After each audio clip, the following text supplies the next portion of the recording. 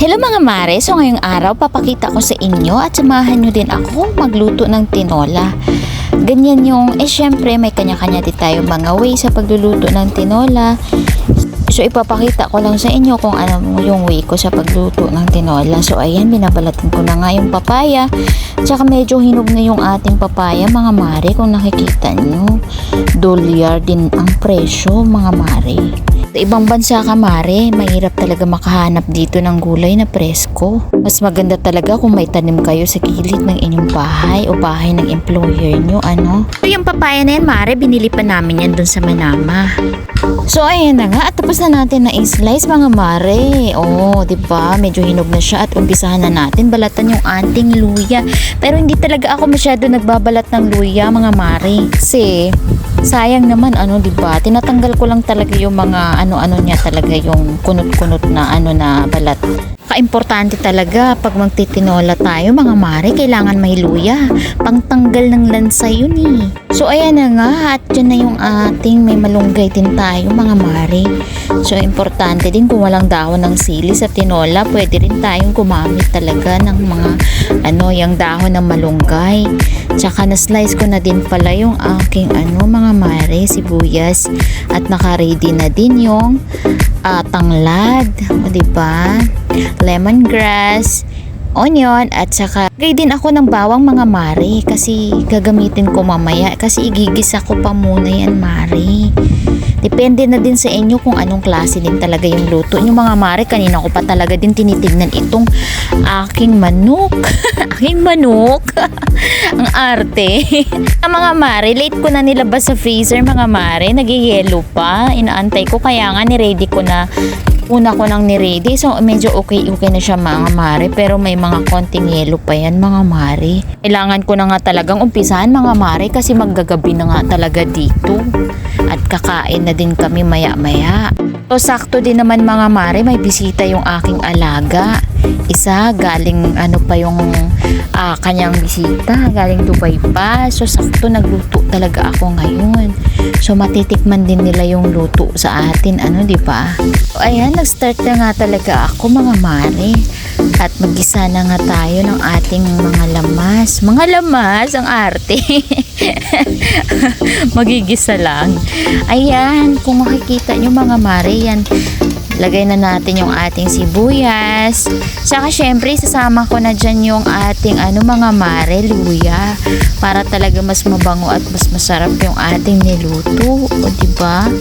Saka alam nyo mga mare, habang nagluluto ako niyan, naiisip ko yung dalawang anak ko. Paboritong-paborito nila pag nagluluto talaga ako. Ayan. So ayan, nilagay na nga natin yung manok, diba?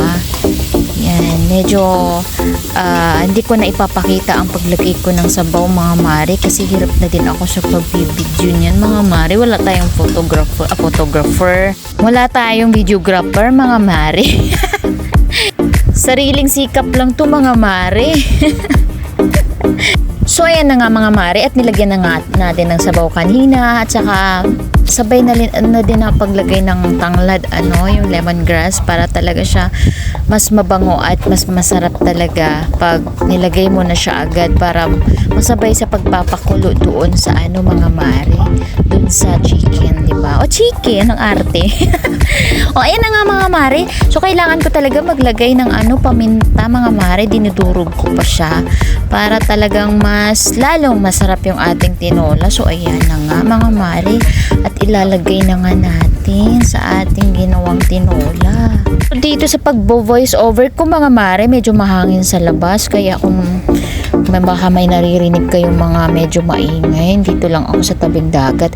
At saka ayan na nga mga mare, tinatanggal ko yung mga yung mga bula-bula, kasi nga mare, natutunan ko yan sa isang nagturo sa akin paano magluto ng tinola, kasi yan yung nakakapaglangsa sa niluto natin. Lumabas yung mga langsa ng manok. So ayan, kailangan ho talaga yung tanggalin. Hindi ko lang alam kung meron pang nakakaalam nito, kasi sobrang sarap talaga mga mare. Yung nagturo sa akin yan na nagluto ng tinola, paano magluto, ganyan talaga ang ginawa niya mga mare. So totoo nga mga mare, wala talaga kayong malalasahan na lansa galing sa dito sa ating manok na niluto. Ganda ho talaga pag tinatanggal ho natin siya. So nakailang tanggal ho talaga ako dyan mga mare. Ayan, ibubuhos natin yan, tatapon natin yan mga mare, kasi hindi rin maganda yan mga mare sa katawan. Hindi siya maganda sa ating kalusugan, kaya nga tinatapon natin. Ang arte kalusugan. So ayan, kung makikita nyo mga mare, medyo pinapalambot pa natin yung ating manok hanggang sa mag-ano na yan mga mare. Ayan, may bula-bula pa mga mare. So kailangan ko talaga yan siyang tanggalin hanggang sa mawala na yan mga mare. So medyo na nga siya mare, kumukulo na talaga siya at pa-ready na rin siya. Ayan, tinatanggal ko pa, nakailang tanggal pa ako niyan mga mare, kasi kailangan talaga at para talaga masarap yung ating ginawang tinola. Ayan mga mare, may idea na kayo sa mga hindi pa nakakaalam. Pag magluluto talaga kayo ng tinola, tanggalin nyo yan mga mare, hindi yan maganda mare. At yan, nilagay ko na nga yung papaya mga mare, papayang hinog na charis. Tinikman pa yan ng kasama ko dito, masarap daw, matamis na nga daw yung papaya. So habang niluluto ko yan mga mare, naalala ko nga yung aking dalawang anak. Paborito pa naman nila paano ako magluto. Sa bahay din namin mga mare, mahilig din talaga ako magsabaw at magluluto ng kung ano-ano. Natawag pa nga ako doon na Fukiman. Kasi nga, sa kanya ko natutunan paano maggulay, paano magluto, dun sa lola na yon. So ayun, kaya tinatawag nila akong ganon. So ayun na nga, ayan na nga mga mare, at ready na din yung ating tinola maya-maya. At sa kabilaan yan mga mare, nagpiprito din ng isda yung kasama ko, yung cook dito. Pero actually guys, hindi talaga ako nagluluto dito mga mare, kasi may cook yung aming employer. Nung niluluto ko ngayong mga mare, sarili lang namin yan. Kumbaga pang yung sariling luto lang namin. Wala yung aming employer, kaya free kami makapagluto ng gusto namin kainin.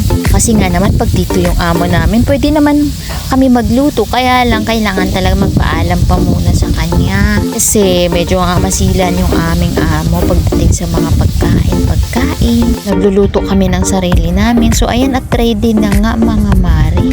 Ang sarap mga mare, tinikman ko nga kanina, sobrang sarap. O diba? Sa pagluto ko niyan kanina mga mare, nilagyan ko na yan ng mga asin, sinabay ko na sa pagpapakulo at magic sarap. Hindi ko na nasabi sa pinakaunang voice over ko. Ayan, at naka-ready na yung table. Thank you so much. Thank you for watching mga mare. Salamat sa pagtapos ng aking video mga mare. At ako'y nag-uumpisa pa lamang. Sana patuloy po kayo sa pagsuporta sa akin mga mare hanggang sa pag-uwi ko ng Pilipinas. Kasi doon talaga ako magsa-start mga mare. Thank you.